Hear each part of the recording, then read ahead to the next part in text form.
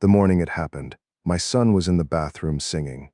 I don't know what he was singing exactly. Some cartoon thing, one of those songs with a four-note hook that repeats until it becomes indistinguishable from the sound of the house itself, like the refrigerator hum, or the way the third stair creaked, or the particular rattle the kitchen window made when the wind came from the northwest.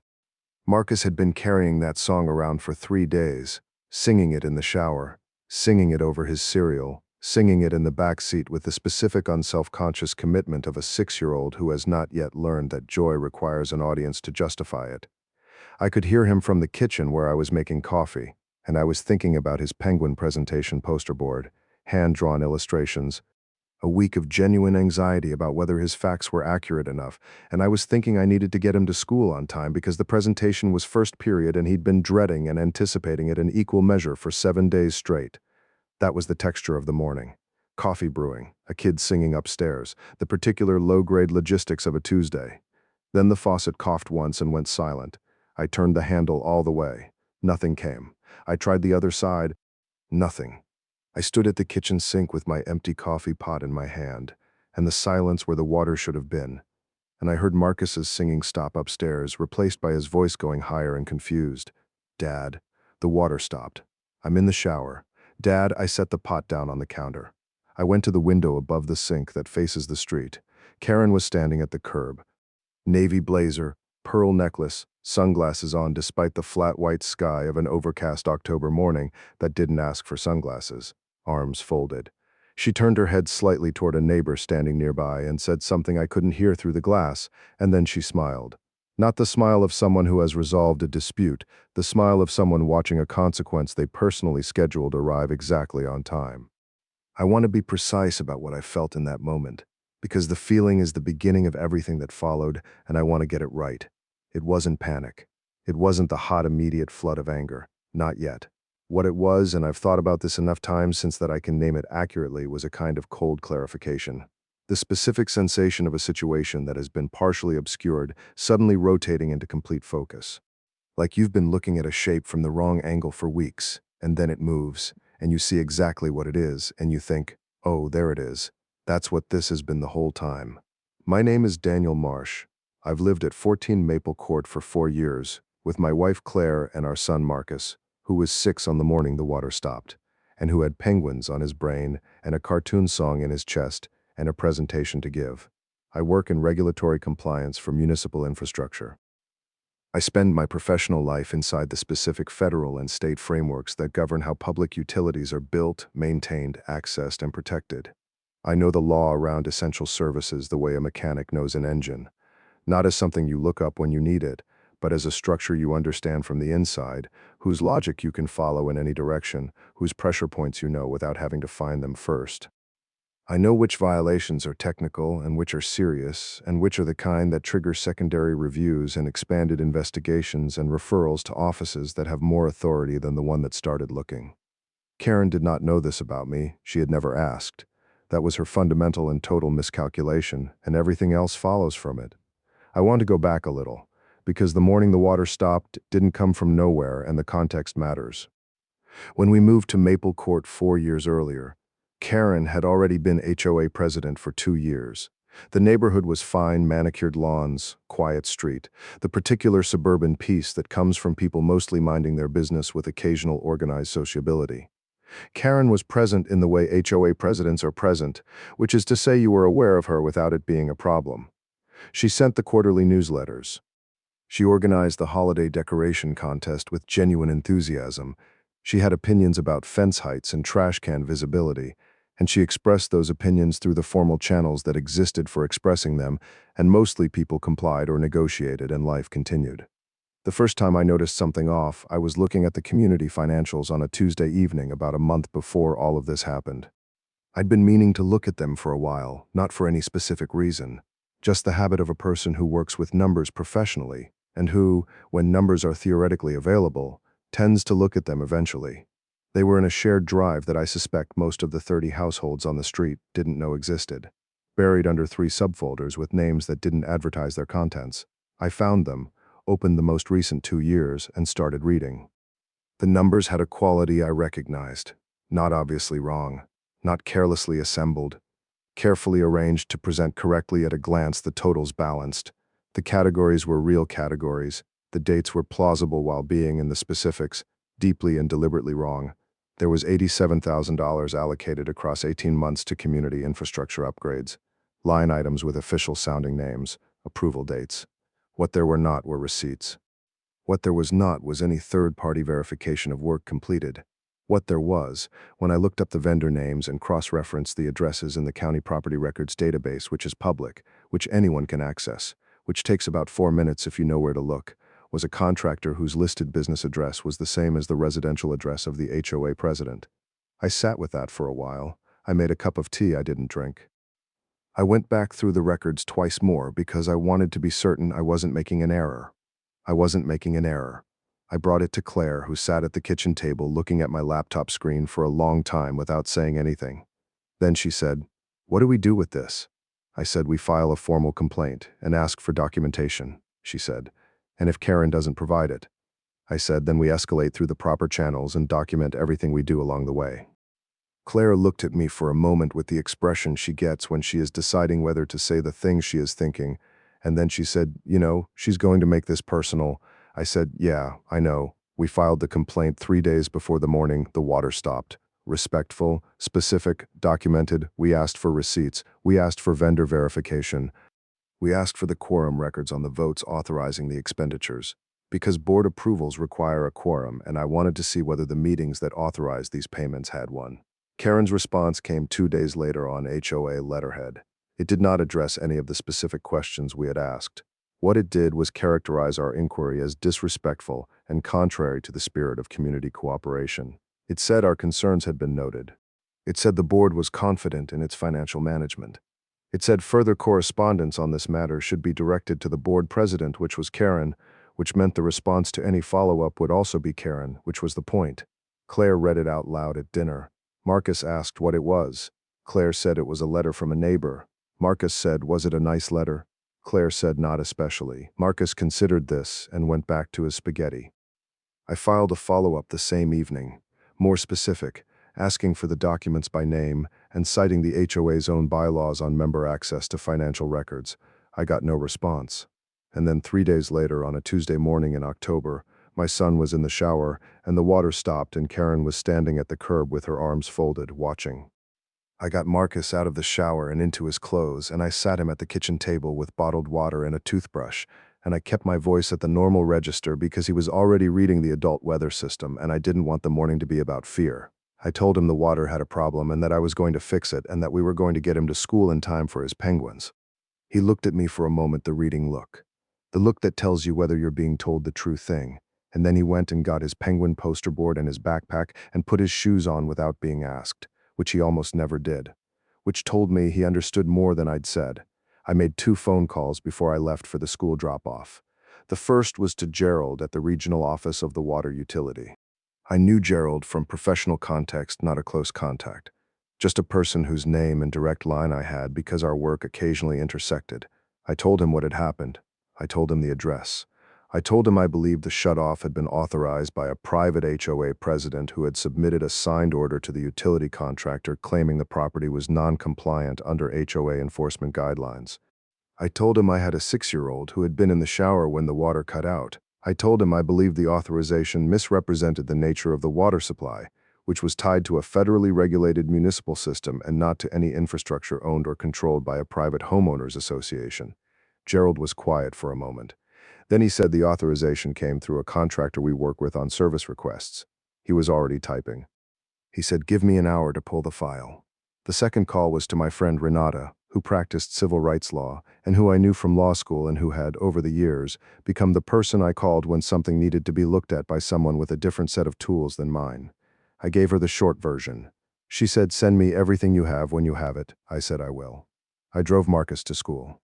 I stayed for the first 10 minutes of the penguin presentation, which was delivered to his first-grade class with the specific combination of terror and pride that makes 6-year-olds simultaneously heartbreaking and magnificent. He knew that emperor penguin fathers stand in Antarctic winter holding eggs on their feet for 2 months without eating.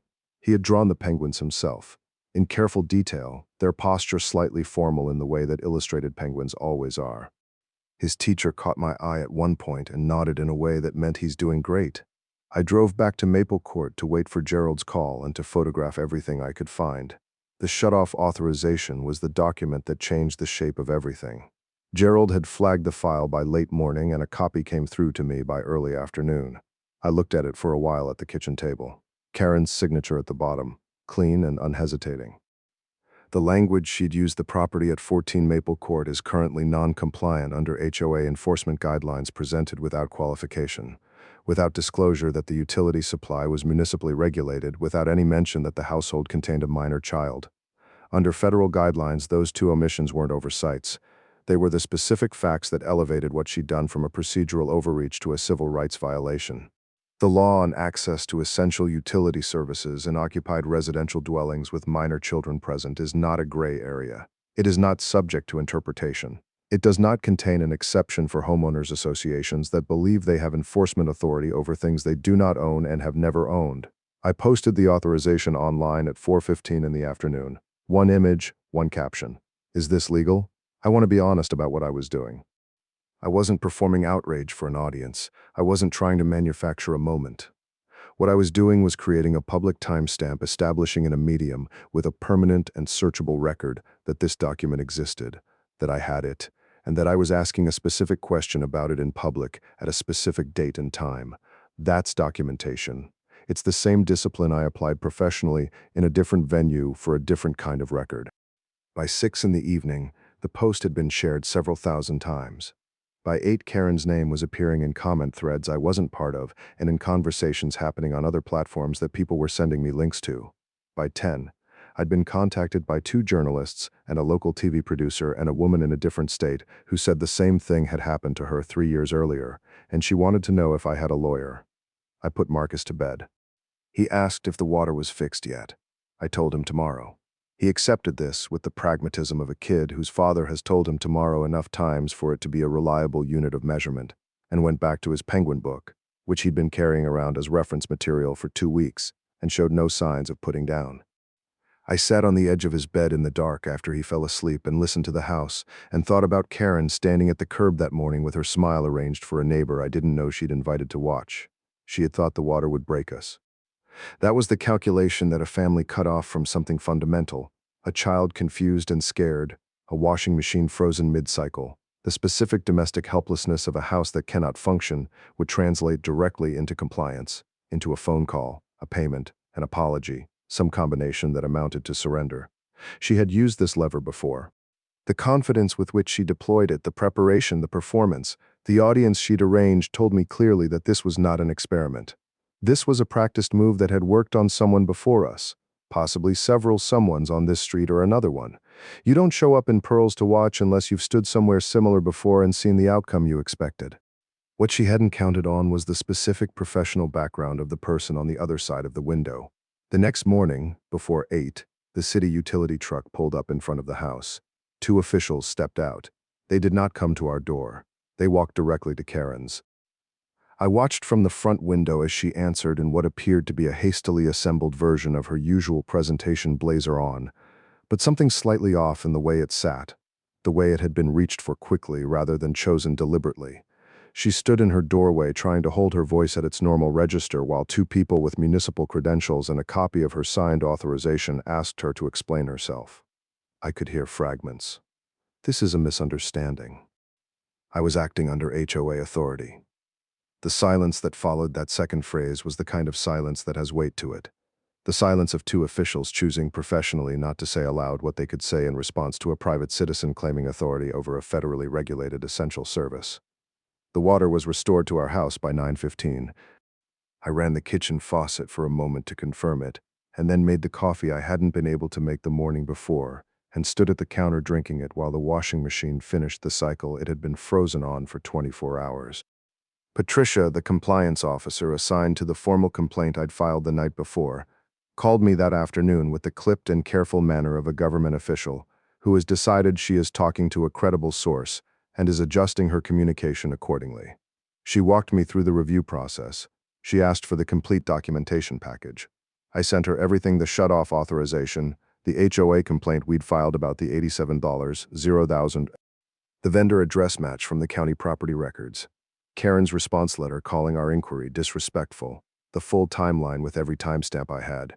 The post. And its engagement metrics, because those established the public dimension of the retaliation. Patricia was quiet for a moment after confirming receipt. Then she said, "There may be dimensions to this that fall outside my direct purview, but I want you to know the scope of the review is being expanded." That's the language of a government official who has seen something in a file that requires her to involve other offices, and who is telling you this in a way that maintains professional boundaries while communicating what you need to know. The financial investigation ran parallel to the utility compliance review and fed it continuously as new information emerged. Once auditors had authorization to pull the HOA records, which the fraud dimension of the complaint provided, what they found was not subtle. Transfers with official-sounding labels that corresponded to no verifiable work. Vendor payments routed to an entity whose business address, in the county records, was the same address as the HOA president's home. Board meeting minutes showing expenditure approvals that, when cross-referenced with attendance records, revealed the required quorum had not been present at the relevant meetings. The approvals had been signed anyway, by Karen alone. On dates when the minutes showed an insufficient number of board members present to constitute a valid vote. Phil, the board treasurer, had been on the HOA board for 6 years. I had spoken to him perhaps 4 times in 4 years, a quiet man. The kind of neighbor who waves but doesn't linger. Who you know is there but who occupies the background of a street rather than its foreground. When the auditors came to him, he cooperated completely and immediately, and he didn't cooperate the way people cooperate when they're trying to minimize their exposure. He cooperated the way people cooperate when they've been carrying something uncomfortable for a long time, and the arrival of an external authority has finally given them permission to put it down. He confirmed the $87,000 discrepancy. He confirmed the vendor address. He confirmed the quorum violations. He said he had raised concerns internally more than once, and had been told the board's financial management was not a matter for his unilateral review. He said this in a flat voice, reading from notes he'd prepared, and I was told he did not look at Karen once during the entire meeting. The emergency HOA meeting was called for Friday evening. Karen arrived in pearls. I noticed the choice, the insistence on the costume, even as the structure beneath it was being systematically dismantled, and I thought about what that kind of insistence costs a person, the daily maintenance of a self-image that is no longer supported by reality. She had her binder. She stood at the front of the clubhouse and tried to do what she had always done, which was to hold the room by controlling its language and its pace and its understanding of who was authorized to define what was happening. She called our viral post defamation. She called the financial questions premature. She called the complaint process an abuse of community trust. She tried to frame the shutoff as a procedural enforcement action, taken in good faith under HOA authority. Patricia was sitting in the back row. She stood up and read from the federal guidelines without introduction or editorial framing. She covered the provisions on municipal utility access. She covered the retaliatory termination framework in specific statutory language. She covered the civil rights dimension as it applied to occupied residential dwellings with minor children present. She used the phrase crosses into civil rights territory in the flat, informational tone of someone reading from a document rather than making an argument, which was more effective than any argument would have been. The room went quiet. Phil cleared his throat and confirmed from his notes the 3 specific financial irregularities: vendor address match, quorum violations, unauthorized single signatory approvals. He read them like a list of items he was checking off, methodical and complete. Karen's composure eroded. Not dramatically, not with tears or a raised voice or a theatrical exit. It came apart in small increments, visible if you were watching carefully. The grip on the binder tightening, the voice losing its rehearsed quality and becoming something more labored, more effortful. The eyes moving around the room looking for the alliance that had always been findable, and finding, this time, nothing. The same neighbors she had managed and maneuvered and whispered about and occasionally threatened were sitting in that room with their arms folded and their phones face up on their knees, and not one of them was nodding. She was removed as HOA president by board vote the following week. Phil was elected interim president the same evening. The forensic audit was formalized and referred to the county district attorney's office for review of potential criminal financial misconduct. Our civil claim, unlawful shutoff, retaliation, violation of federal essential services guidelines, emotional distress for Marcus and for Claire, and for the specific experience of a 6-year-old screaming from a dry shower while his father stood at a window watching a woman smile was filed by Renata the same week. The civil claim settled. I'm not going to give the number because the settlement has terms. What I will say is that the HOA's liability insurer, once presented with the vendor address match and the quorum violations, was not interested in going to trial, and the resolution reflected that. The forensic audit findings are with the district attorney as of the time I'm telling you this, and that process moves at the pace it moves. Phil sent a letter to every household on the street the week after his election. Not on HOA letterhead, just a plain letter, typed from him personally. It acknowledged what had happened. It committed to transparent governance. It said the financial investigation was underway and that every member would be kept informed of its findings. It was not elegant. It was honest and slightly awkward and exactly appropriate for what it was, which was a person trying to tell the truth to his neighbors after a long time of too many people not doing that. The woman who had been standing with Karen at the curb on the morning the water stopped came to our door about 2 weeks after the emergency meeting. She stood on the porch looking like she was doing something she'd been preparing to do for a while and finding it harder than the preparation had suggested. She said she hadn't known what Karen was planning that morning. She said she'd thought it was just a conversation about the complaint we'd filed. She said she was sorry.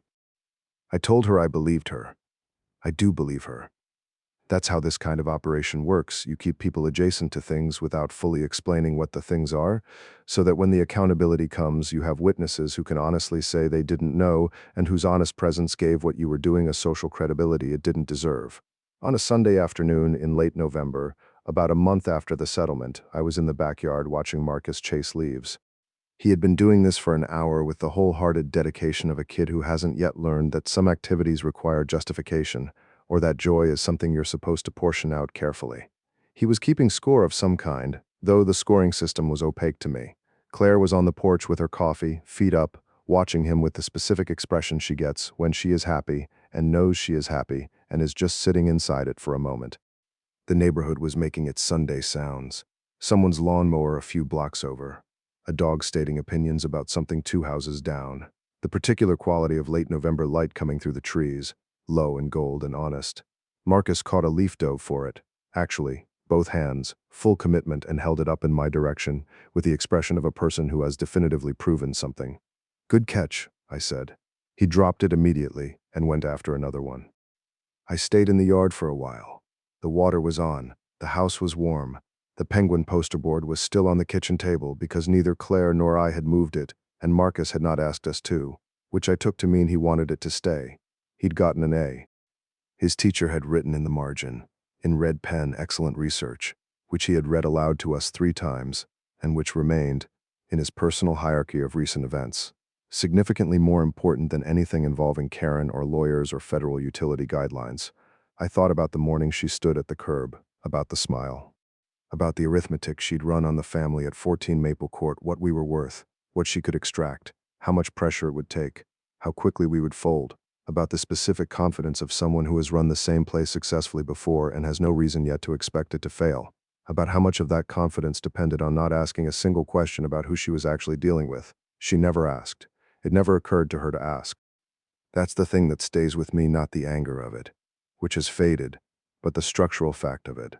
She built her entire operation on an assumption she never thought to verify, and the assumption was wrong in exactly the way that made everything else inevitable. Marcus came over and handed me a leaf, a good one maple, full color, intact. He presented it with the solemnity of a formal gift and then ran back toward the tree line before I could respond. I held it for a while. The afternoon did what November afternoons do. Went gold, then gray, then dark at the edges. We went inside. I made dinner. Marcus set the table without being asked, which he also almost never did, and I decided not to examine it too closely and just to accept it as the thing it was, which was a kid having a good day in a house where the water ran and the lights were on and his penguins were still on the kitchen table. That's the whole story.